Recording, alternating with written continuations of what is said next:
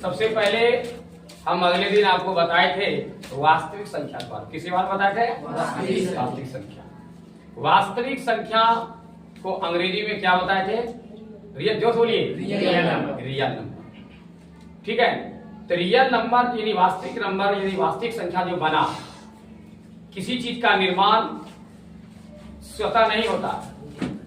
ठीक है ना, हम जब किसी चीज का निर्माण करते हैं तो स्वतः नहीं होता, उसमें हम किसी चीज का सहयोग करते हैं। कुछ ऐसी चीजें हैं प्राकृतिक जो कि स्वतः निर्माण होता है, अकेला निर्माण होता है, लेकिन कृत्रिम रूप से जो भी तैयार किया जाता है उसमें किसी न किसी चीज का हाथ, सहयोग, संयोग होता है। तो ये जो वास्तविक संख्या है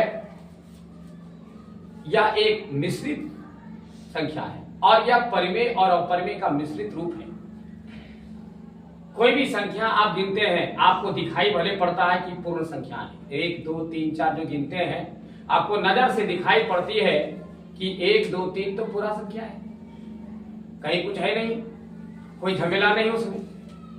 लेकिन जब उस पर आप गहन अध्ययन करेंगे तो दो संख्याओं के बीच भी अनेक संख्याएं हैं जो हमें आंख से दिखाई नहीं पड़ती।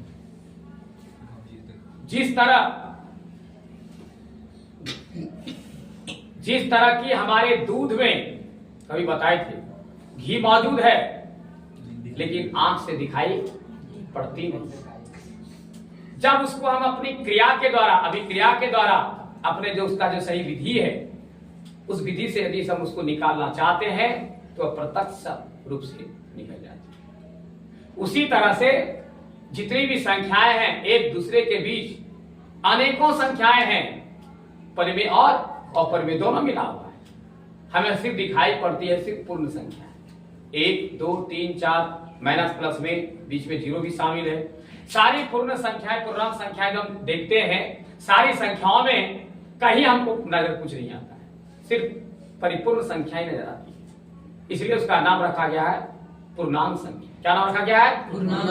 पूर्णांक में दो शब्द मिला है, एक पूर्ण एक अंक। जब हम लिखते हैं -8 -7 -6 -5 -4 -3 -1 0,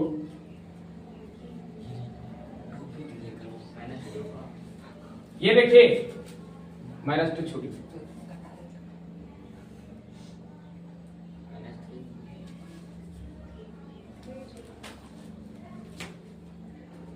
ये जो देख रहे हैं आप यह एक पूर्णांक संख्या है। उसे दो शब्द मिला है, पूर्ण जोड़ अंक। ये परिपूर्ण अंक है, इसका हिस्सा करने वाला कोई नहीं है, कोई बंटवारा करने वाला नहीं है, पूरा पूरे अंक है। लेकिन जब इसमें हम बटे कर देंगे, एक के अलावे किसी भी संख्या से इसमें यदि हम बटे कर देते हैं यानी हर नीचे लिख देते हैं, यह अंश है हर कर देते हैं, तो क्या करते हैं तब यह विभाजन शुरू हो जाता है। यह भिन्न का रूप ले लेता है। अब भिन्न अंग्रेजी में कहता है उसको फ्रैक्शन। भिन्न बनता अलग, भिन्न बना अलग। जैसे नीचे आएगा वह उसको भाग में बांटना शुरू कर देगा। बटे उसको बोलते हैं, भाग भी बोलते हैं, डिवाइडेड भी बोलते हैं, अनुपात भी बोलते हैं, कई नामों से उसको हम जानते हैं। और जब बटे देकर के नीचे अंक लिखते हैं तो यह एक क्या होता है? परिमेय संख्या का रूप। किस रूप में ले लेता है? और यह भी परिमेय संख्या है क्योंकि इसके नीचे क्या छिपा हुआ है? एक। हमने बताया था परिमेय बनाता है परिपूर्ण संख्या। परिमेय बना पूरा, कहीं उलूल जुलूल में नहीं लगा है। जैसे कि कोई भी संख्या 2/3 ये परिपूर्ण संख्या है, अभी तक परिपूर्ण है। जब इससे हम आगे पहल करेंगे इसको तब परिमेय होगा। वो परिमेय ये मुझे पता नहीं है जब तक हम इसका कारोबार करती नहीं है। क्योंकि हमने बताया था कि किसी भी भिन्न को या किसी परिमेय संख्या को जब हम दशमलव निरूपण में करेंगे तो फिर उसका रिजल्ट कुछ और हो जाएगा। उसके रिजल्ट कितने तरह होते हैं? जब इसको हम भाग देंगे, अभी यह पूर्ण संख्या है, पूर्णांक संख्या जिसे बदल के अभी ये परिमेय संख्या भिन्न का रूप ले लिया। परिमेय संख्या इसको भी कह सकते हैं, इसको भी कह सकते हैं, एक छिपा हुआ है। ठीक है ना? लेकिन यह तो प्रत्यक्ष रूप से दिखाई दे रहा है, ये तो लिखाता नहीं है, ये पूर्णांक में आया, लेकिन ये तो बटे में आ गया। ये तो पूर्णांक था, ये बटे में है। तो ये परिमेय संख्या को जब हम दशमलव में बदलेंगे, दशमलव निरूपण करेंगे तो दशमलव निरूपण का दो रिजल्ट होता है। एक क्या कहा, शांत, और दूसरा अशांत होता है। जब हम किसी में भाग देते हैं पूरा पूरा संख्या में, जैसे 7 भागा 4, यानी 7/4 लिखिए। 4 से भाग 7 में कितना बार खाएगा, 4 का, अब तो भाग नहीं खाएगा, दशमलव डालिए, ये दशमलव का एक शून्य आएगा यहाँ, 4 सते 28, 2 बचा, शून्य फिर उठेगा, 4 पंचे 20, ये खत्म हो गया। जब पूरा पूरी खत्म कट करके क्लियर हो गया, ये क्या हो गया, शांत। ये जो आपको दिखाई दे रहा है यह क्या कहलाएगा, शांत दशमलव, इसका शांत दशमलव निरूपण हो गया। और जब हम कभी कभी कुछ ऐसा भिन्न है, जैसे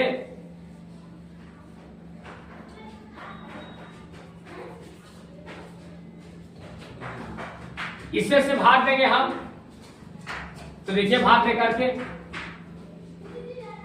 भाग नहीं लगेगा, शून्य दशमलव डालेंगे यहाँ, दशमलव का 3 छके 18, फिर 2, फिर शून्य आया, 3 छके 18,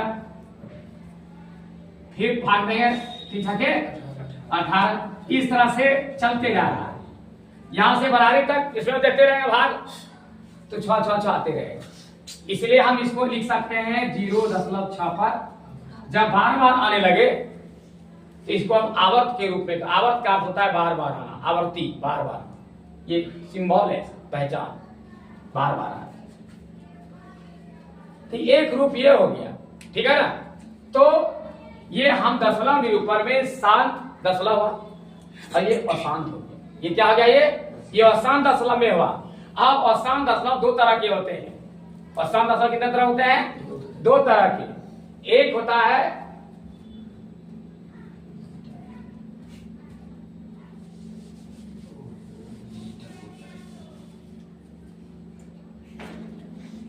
अशांत, 2 तरह के होते हैं। एक हुआ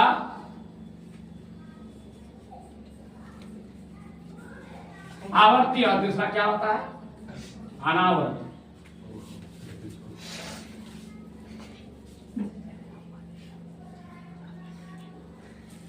अभी जो आपके सामने हुआ जिसमें आवर्त हम डाल दिए, जब बार बार आने लगे तो हम आवर्त डाल दिए। ये जो निरूपण है ये क्या कहलाएगा, आवर्ती। क्या कहलाएगा, चूंकि हम देख रहे हैं कि यहाँ जब बार बार आ रहा है तो हम उसको आवर्त डाल करके प्रकट कर दिए। तो जिसको हम आवर्त में ला सकते हैं वैसा दशमलव निरूपण क्या कहलाएगा, आवर्ती, आवर्ती अशांत। और कुछ ऐसा चीज है जिसको भाग देने के बाद कुछ ऐसी चीज आते हैं, देखिए 5 का 2 आया, जो काटेंगे नहीं हुआ।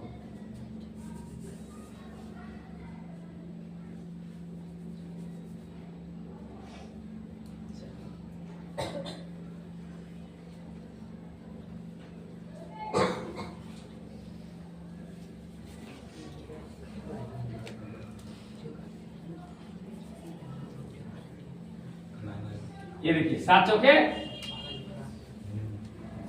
2 आया, फिर 0, 7 दूना 14, फिर 6 आया, फिर 0 उतारिए, 7 8 56, फिर 4 आया, फिर 0 डालिए, 7 5 35, फिर 5 आया। आप देख रहे हैं ये बार बार जो है कुछ से कुछ आ रहा है, बार बार कोई चेंज होते जा रहा है, बार बार कोई आ रहा है। इस तरह से भाग देते जाइए, दिन भर परेशान रहे। 7 सते यहाँ देखिए 7 सते 49, 1 आ गया, अब फिर 0, 7 का 7, 1 आ गया, फिर 3 आया। इस तरह से बार बार हम परेशान हो रहे हैं। देखते हैं कि कुछ न, ये जो है बार बार हम परेशान हो रहे हैं और एक भी अंक दोबारा नहीं आ रहा है। यदि बार बार, 2 बार से मतलब नहीं है, 2 बार 3 बार 4 बार वही आकर के ब्रेक हो जाए, जैसे 6 आया बस 6 रिपीट हो रहा है। मान लिया अभी 5 7 1 5 7 1 5 7 1 बार बार आता, 7 1 7 1 7 1 बार बार आता, तो हम समझ जाते हैं कौन है, लेकिन जिस दशमलव ये निरूपण में जिस भिन्न का दशमलव निरूपण जब करने लगे, उसमें भाग देते समय जब मेरा भागफल हमेशा कुछ न कुछ अंक बदलते चला जाए लगातार, और बंद नहीं हो, चलते जा रहा हो, ठीक है, तो समझ लेना यह शांत तो है नहीं, लेकिन आवर्त का भी चांस नहीं है, इसलिए क्या है आना। समझ में आई बात? आवर्ती क्या हुआ? जिसको हम आवर्त में तैयार कर सकते हैं, बार बार अंक आने लगे, चाहे 6-7 आने लगे तो 6-7 पर आवर्त हो जाए। ये हमेशा क्या कहलाएगा? आवर्ती ही कहलाएगा। जब आवर्त का आपको मौका मिला, और जिसमें आवर्त का कोई मौका ही नहीं मिल रहा है, कहीं कहीं जो है इस तरह का मौका नहीं मिल रहा है, जिस भाग देने पर भागफल में, वह दशमलव निरूपण क्या कहलाएगा? अनावर्ती का। क्या कहलाएगा? अनावर्ती। अब आपको समझ में आ गया होगा कि शांत दशमलव के निरूपण कितने होते हैं? दो तरह से होते हैं, एक आवर्ती और एक अनावर्ती। अब हमारा प्रश्न है कि जो शांत दशमलव है, इसको हम परिमेय संख्या कह सकते हैं। शांत ना, इसको हम क्या कर सकते हैं? परिमेय संख्या कह सकते हैं। क्यों? कि अभी जो मैंने पहले भाग दिया था 7/5 था ना, ये दिए थे 5 का 5, 2 बचा, 5 के 20।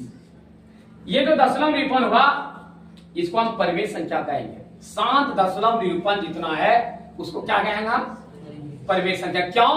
क्योंकि परिमेय संख्या का कहना है कि जिसको हम बटे में लिख सकते हैं, तो आराम से इसको हम बटे कर सकते हैं। नहीं 5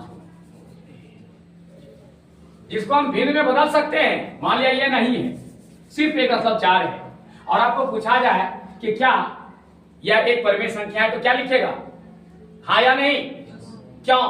क्योंकि हम इसको P/Q के रूप में प्रकट कर सकते हैं, लिख सकते हैं। इसका तो हम देखते हैं, इस तरह का जितना भी है जो शांत हो चुका है दशमलव, जिसका पूरी नीचे कट गया है, उसको हम दशमलव का नीचे 1 और जितना अंक उतना शून्य डाल करके हम उसको P/Q के रूप में लिख सकते हैं। इसकी परिमेय का परिभाषा है, जिसको हम P/Q के रूप में लिख सकते हैं, जहां Q के जगह पर 0 छोड़ करके 0 नहीं होना चाहिए। बाकी जिसको भी हम कर सकते हैं, बटे में ला सकते हैं, भिन्न में बदल सकते हैं, वो सारी संख्या क्या कहलाएगी? चाहे वह माइनस में हो या वो क्या कहलाएगा? परिमेय संख्या। लेकिन अभी देखिए ये जो दिया गया है, इसको कहेंगे कि आप बटे में कीजिए। तो जब अभी चल रहा है, इसका बंद ही नहीं हुआ है, इसको कैसे आप बटे में डालिएगा? ये बटे में होगा। भिन्न में कर सकते हैं, इसको प्रकट नहीं कर सकते। जब इसको हम प्रकट नहीं कर सकते हैं, ठीक है, ये नहीं दिया है, सिर्फ यही दिया हुआ है, ये भी नहीं दिया है, सिर्फ यही दिया, ऐसे करके डॉट डॉट। अब आपको पूछा जाएगा कि क्या यह शांत ये परिमेय संख्या है? परिमेय क्या बोलेगा? ये जब परिमेय नहीं है, P/Q को हम नहीं लिख सकते हैं, तो दो ही बात होता है, परिमेय और अपरिमेय। जब परिमेय नहीं है तो क्या कहोगे इसको? अपरिमेय। तीसरा नाम तो कुछ है नहीं, अपरिमेय। अब आइए बगल में देखिए, यह भी अशांत है, यह भी अशांत था, यह भी अशांत है, लेकिन इसमें हम तो बटे का भाग नहीं है, लेकिन हम इसको बटे में ला सकते हैं। इसका नियम है, ठीक है, जितना पर आवेश है उसका उतना नाम लिखाता है, इसको हम बटे के रूप में लिख सकते हैं। इसका चांस है, इसको हम बटे में लिख सकते हैं आवर्ती वाला को, इसलिए यह क्या कहलाएगा? परिमेय संख्या। अब आप समझ में आ गया? यदि आपको पूछा जाए कि क्या अनावर्ती अशांत दशमलव निरूपण परिमेय संख्या होगा या नहीं, क्या बोलिएगा? फिर से सुनिए, क्या अनावर्ती अशांत दशमलव परिमेय संख्या होगा या परिमेय संख्या क्या होगा? क्या हो सकता है? क्या अनावर्ती दशमलव निरूपण एक परिमेय संख्या हो सकता है? नहीं हो सकता, क्योंकि अनावर्ती है, उसका आवर्त नहीं है। और यदि कहा जाए कि क्या शांत आवर्ती अशांत दशमलव परिमेय संख्या हो सकता है, तो क्या लिखेंगे? हाँ। तो आपको ऑप्शन में रहेगा बोर्ड परीक्षा में कि निम्न में से कौन परिमेय संख्या है, और ये भी दिया रहेगा, ये भी दिया रहेगा, और भी कुछ दिया रहेगा, तो आप चुन लेंगे ये होगा या ये होगा, ये वाला होगा, आवर्ती वाला। तो ये इतना कहने का मेरा ही मतलब था कि आप पहचान सकें कि दोनों दशमलव, तीनों दशमलव निरूपण ही है, एक तो शांत है, एक अशांत है, और अशांत का एक आवर्ती और एक अनावर्ती है। तो आपने सिर्फ क्या क्या सजेशन किया लिया दिमाग में, आपने इसमें मेन फैक्टर को क्या लिया कि दशमलव निरूपण में शांत और आवर्ती अशांत परिमेय कहलाता है। निचोड़ रूप से दिमाग में लोड कर लीजिए, क्या आया, एक शांत दशमलव और दूसरा अशांत आवर्ती अशांत या अशांत आवर्ती, आवर्ती अशांत, जो बोलिए, समझ रहे ना। एक शांत दशमलव, दूसरा आवर्ती अशांत दशमलव निरूपण, ये दोनों क्या कहलाएगा, परिमेय संख्या, और अनावर्ती अशांत दशमलव क्या कहलाएगा, अपरिमेय संख्या कहलाए। इससे ये निचोड़ आपको निकाल। तो ये आपने अभी देखा। अब हम चलते हैं, ये तो था सिर्फ ये पूर्णांक संख्याओं का निरूपण, इसके बीच में परिमेय और परिमेय कैसे आता है, ठीक है। अब इसके बीच क्या क्या है अभी तक हमको दिखाई नहीं दे रहा था। एक दही जब जमाते हैं तो हम सिर्फ उसमें देखते हैं मोटा मोटा छाली दिखाता है, दही का छलाखा निकालते हैं तो दिखाता है, दही का पानी दिखाता है, और कुछ नजर नहीं आता है। आइए हम वैज्ञानिक की तरह बनाए गए इलेक्ट्रॉन सूक्ष्मदर्शी को लगाते हैं, देखिए क्या क्या दिखाता है उसमें। एक से एक चीज दिखाएंगे, कहेंगे दही मत खा, बहुत सारे जो इसमें कीड़े ऐसे ऐसे करेंगे, दिखाई देंगे, आप कहेंगे मैं इसको नहीं खाऊंगा, लेकिन उसमें है, दिखाई नहीं दे रहा, पता नहीं। उसी तरह इसके अंदर में परिमेय और परिमेय है, तो ये अपरिमेय परिमेय का यह रूप था, इस रूप का इसमें सबके बीच संख्याएं भरी हुई है। इसमें और भी रूप है, और वह रूप है कौन, आगे देखिए।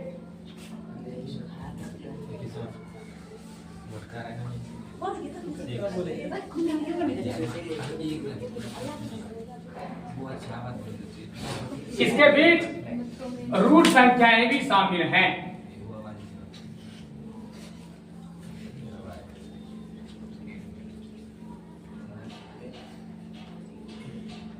इन सारे अंकों के बीच में रूट से भरा हुआ अंक भी शामिल है, जो कि दिखाई नहीं दे रहा है। यदि हम इसको खोज करें इसका, तब हमें पता चलेगा कि इन दोनों के बीच में कोई न कोई है, इन दोनों के बीच कोई न कोई रूट संख्या मौजूद है, जिसका कि वर्गमूल निकलता नहीं है। जिसका वर्गमूल निकल गया तो वो तो परिपूर्ण हो गया, पूर्णांक संख्या हो गई। जैसे 9 है, 3 निकल गया, तो पूर्ण संख्या हो गई, पूर्णांक संख्या हो गई। तो पूर्णांक संख्या हो गया तो परिमेय संख्या हो गई। लेकिन ये रूट है, रूट के अंदर है, ये रूट का मान कितना आता है, इसको जब करनी में लाओगे तो क्या लिखाएगा, इसके अंदर एक पावर छिपा है, पहले 1 और रूट का होता है 2। ये रूट का मान 1/2 होता है, याद रखिए, रूट का मान क्या 1/2 हो जाता है। तो क्या हम इसको 1/2 के रूप में रूट का कहना है कि इसको ऐसा विभाजित कीजिए दोनों तरफ बराबर हो और गुना करने पर हो बन जाए। तो जैसे 4 है, 2 गुना 2 करने से 4 हो गया, 3 गुना 3 करने से 9 हो जाता है। लेकिन ये बताइए इसके बीच में 5, 6, 7, 5, 6, 7 ये 3 अंक इसमें छिपा हुआ है इन दोनों के बीच में। क्या एक का भी अंक का हिस्सा ऐसा किया जा सकता है जो गुणा करने पर 5 हो जाए? क्या ऐसा हिस्सा हो सकता है जो दोनों तरफ बराबर हो, गुणा करने पर 6 हो जाए? दोनों तरफ बराबर कर दिया या गुणा करना, जिस तरह दोनों तरफ बराबर करने पर गुणा करने पर यह बन गया। इस तरह क्या 5, 6, 7 ये दोनों को दो भाग में डिवाइड कर दें और बराबर बांट दें और गुणा करके निकल जाए? नहीं मिलेगा। जब बराबर भाग नहीं होगा तो निश्चित दशमलव में आएगा, और दशमलव में ऐसा आएगा जो पूरा पूर्ण नहीं आएगा। यदि पूरा पूरी आ जाए दोनों तरफ तब तो फिर पूर्ण वर्ग संख्या आ जाएगा। इसीलिए वह चला किससे चला जाएगा, अशांत में चला जाएगा। किससे चला जाएगा, और अनावर्ती में चला जाएगा। इसलिए अशांत अनावर्ती जैसे इसका होगा और कहां चला जाएगा? परिमेय को अपरिमेय में। यही कारण है कि जितने भी पूर्ण वर्ग संख्याएं 4, 9, उसके बाद क्या है? 5 है, 4 चौक 16 है, 5 है 25, 36, 37, 49, 64, ये सारे संख्या पूर्ण वर्ग संख्या है। बाकी जो क्या वर्गमूल नहीं निकाल रहा है क्या है? क्या है? वर्ग संख्या नहीं, अपूर्ण वर्ग, यानी जिसको रूट में लिखे हैं आज का पूर्ण वर्गमूल नहीं निकल पा रहा। यानी ये सारे संख्याएं क्या कहलाते हैं? और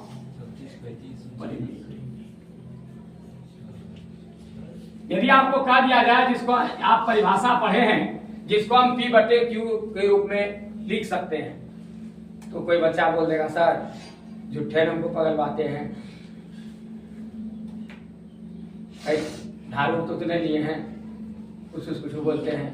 आप ही ने बताया था कि कोई संख्या ऐसा 4 हो या 4 हो, उसके नीचे 1 पावर 1 और गुना 1 छिपा रहता है। तो सर इसके नीचे छिपा बटे 1 लिखिए सर, तो P बटे Q में नहीं हुआ सर? आप झूठे कहते हैं इसको नहीं लिख सकते हैं? नहीं भाई, ये सिस्टम गलत है। जब रूट में रहे तो इसका पहले दशमलव निरूपण किया जाए, दशमलव निरूपण करने के बाद देखा जाए कि वह अशांत होगा कि शांत होगा। यदि वह शांत है तो उसमें भी देखा जाए आवर्ती होगा या अनावर्ती होगा।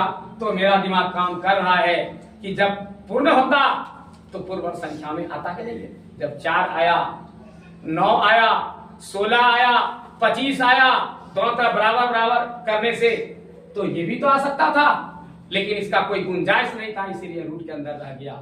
और यदि इसको हम तोड़ते हैं तो कुछ भी संख्या हम दशमलव में लिखते हैं और जब गुना करते हैं तो आकर के अंक घट जाता है, पूरा 2 नहीं आता। इससे पता चलता है कि हम इधर जो दिए हैं उसमें और संख्या बाकी है, और कितना दूर तक दशमलव के बाद जाएगा इसका अपरिमित।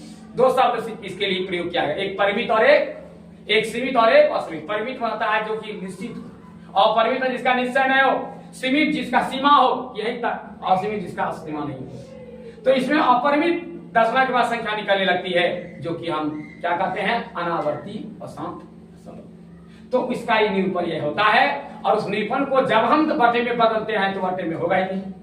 अब बताए थे ना, अनावर्ती और अशांत दशमलव को हम बटे में बदल नहीं सकते हैं। जब बटे में नहीं बदलेंगे तो P बटे Q में नहीं लिखा जा सकता है, इसलिए यह सब क्या है? अपरिमेय संख्या।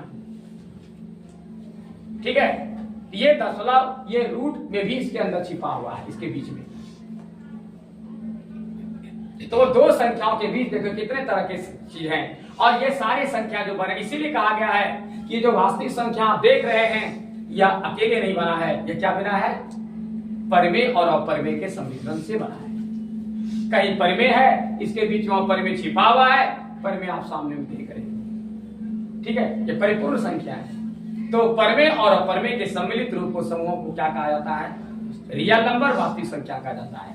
तो ये जो आप देख रहे हो ये सारी संख्याएं और परिमेय के अंतर्गत आता है।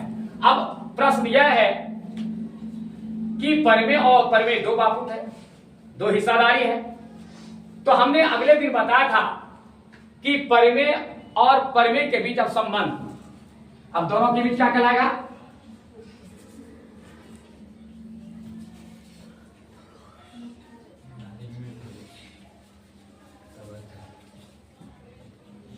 परिमेय तथा अपरिमेय संख्या के बीच संबंध। अब देखिए इसके बीच क्या संबंध है। जब परिमेय को परिमेय से हम जोड़ेंगे, ध्यान से सुनना, तो हर हालत में एक परिमेय संख्या का ही निर्माण होगा। ठीक है, परिमेय और परिमेय को जोड़ेंगे तो हमेशा क्या बनेगा? परिमेय संख्या ही बनेगा। और परिमेय और अपरिमेय को जोड़ेंगे तो ये कोई गारंटी नहीं है। और परिमेय को और परिमेय से जोड़ेंगे तो इसकी कोई गारंटी नहीं है कि परिमेय होगा या अपरिमेय, हम नहीं कह सकते, ये गारंटी नहीं है। ठीक है, कहिए कैसे? उदाहरण के लिए कहा 2 + √3 है, ये एक अपरिमेय संख्या है, और एक अपरिमेय संख्या और लिया जाए 2 - √3, दोनों को जोड़ दिया गया। अब देखिए, आप एक जानते हैं कि एक ही चीज यदि प्लस और माइनस में रहे तो कट जाता है। आंसर क्या हुआ? क्या ये परिमेय है कि अपरिमेय है? परिमेय संख्या, पूर्ण संख्या एक परिमेय संख्या ही कहलाता है। हाँ, तो ये क्या है? परिमेय संख्या। अब अभी बताइए कि हम कैसे कह दें कि अपरिमेय जोड़ अपरिमेय अपरिमेय ही होगा। हम लोग कभी कभी क्या होता है, रिवाज पकड़ लेते हैं। क्या रिवाज पकड़ते हैं? परिमेय जोड़ परिमेय, जब परिमेय हुआ तो अपरिमेय जोड़ अपरिमेय होगा। हर जगह हर नियम लागू नहीं होता, उसके साथ ये फिक्स है, उसमें कोई बंधन नहीं है। लेकिन यहां बंधन है, √3 जोड़ √3 सिर्फ जोड़ेंगे हम तो 2√3 हो गया। अब ये अपरिमेय बन गया। तो किस परिस्थिति में यहां अपरिमेय संख्या होगा, किस परिस्थिति में यह परिमेय होगा, यह हम लोगों को कहना मुश्किल है। इससे एक रिजल्ट हमको यह निकल रहा है कि अपरिमेय और अपरिमेय को जोड़ने से इसका योगफल परिमेय भी हो सकता है और ये निष्कर्ष से ये पता चलता है। अब आपको कोई प्रश्न कर दे कि क्या अपरिमेय और अपरिमेय को जोड़ने से परिमेय संख्या बनेगा, क्या बोलेंगे? परिमेय हो भी सकता है और कहेगा अपरिमेय संख्या बनेगा, क्या लिखेंगे? अपरिमेय हो भी सकता है। इसमें डाउट है, क्या होगा ये कहना मुश्किल है, हम कंफर्म नहीं है, लेकिन परिमेय परिमेय को जोड़ने से कंफर्म है। ठीक है, अब आइए एक दूसरे के बीच संबंध, ये अकेला अकेला था संबंध कि अपरिमेय को अपरिमेय के साथ, परिमेय का परिमेय के साथ। अब अपरिमेय को परिमेय से, परिमेय को अपरिमेय से करना है। देखिए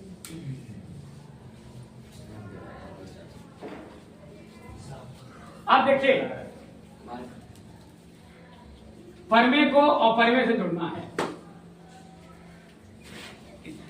परिमेय संख्या को अपरिमेय जोड़ेंगे, तर्क लगाइए, क्या यह परिमेय होगा या अपरिमेय होगा? बताइए, पहले दिमाग लगाइए,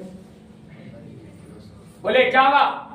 बताइए आप लोग, इतना देर से बक बक कर रहे हैं, सुन तो रहे हैं आप लोग ना, बताइए कुछ अपना ब्रेन लगाइए, कुछ आप भी जवाब दीजिए। परिमेय संख्या मान लिया जाए, परिमेय संख्या क्या है? ये 2 है, चलिए। और अपरिमेय संख्या क्या है? √2 है, √3 कुछ भी दे सकते हैं। अब ये क्या कहलाएगा? किसी भी व्यक्ति को कहिएगा कि ये दोनों जोड़ा हुआ चीज है, तो क्या है? ये कहलाएगा ये अपरिमेय संख्या। अपरिमेय के साथ यदि परिमेय को जोड़ दोगे, वो हमेशा क्या होगा? अपरिमेय संख्या के साथ परिमेय को जोड़ दोगे तो हमेशा क्या कराएगा? अपरिमेय ही होगा, कंफर्म। समझो, अपरिमेय के साथ परिमेय संख्या को जोड़ दोगे तो सदा ही क्या कराएगा? अपरिमेय संख्या नहीं। ठीक है ना, समझ आए? इसका रिजल्ट एक ही है, 2 नहीं है। और क्या गलत है, सही है? सिद्ध करके देखिए। मैं बोला, हो सकता है मैं गलत बोल दिया हूं, आप जो बोलते हैं अब हाँ मिला देते हैं। क्या कंफर्म है?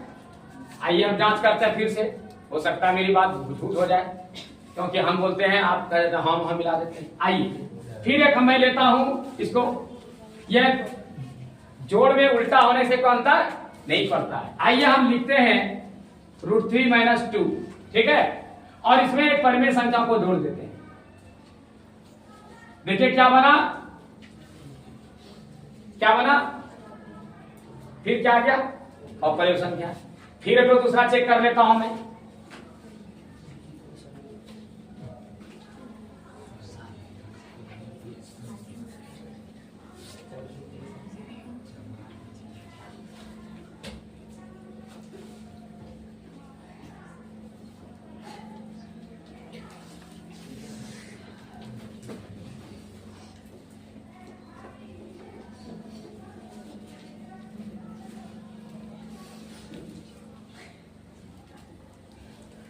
देखिए क्या होता है, क्या होता है? हर हमेशा परिणाम क्या हो रहा है? अपरिमेय संख्या। आप भी घर में चेक करके हमको गलत साबित कर सकते हैं कि सर आप तो धोखी में जो मन सो बोल के निकल जाते हैं, गलती है सब्जी बढ़ा देते हैं। तो आपके पास कलम है, किताब है, कॉपी है, आपको टास्क दिया चेक करने का, आप चेक करें इसको बार बार बारी बारी से। ठीक है, देखिए इसका रिजल्ट क्या होता है। यदि हमारे रिजल्ट में कहीं परिवर्तन होने वाला है तो हम आपसे भी सीखने के तैयार हैं। आइए आप देखिए, ये तो रिजल्ट आपको दिया। ठीक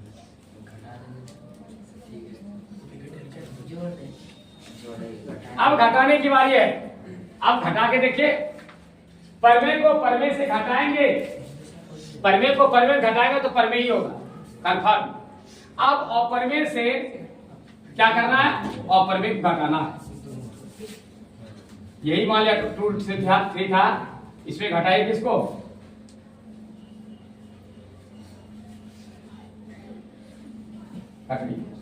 घटाएंगे, चिन्ह बदलेगा कि नहीं,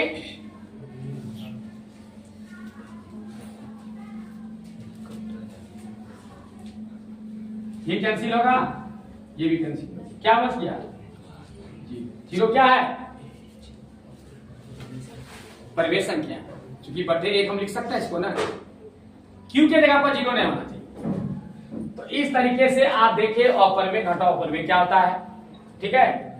दूसरा भी संख्या लेकर के चेक कर सकते हैं। ये संबंध आप एक जोड़ के प्लस के रूप में, माइनस के रूप में, इनटू के रूप में और डिवाइडेड के रूप में हर तरह से जांच करके देखिए कि इसका परिणाम क्या होता है।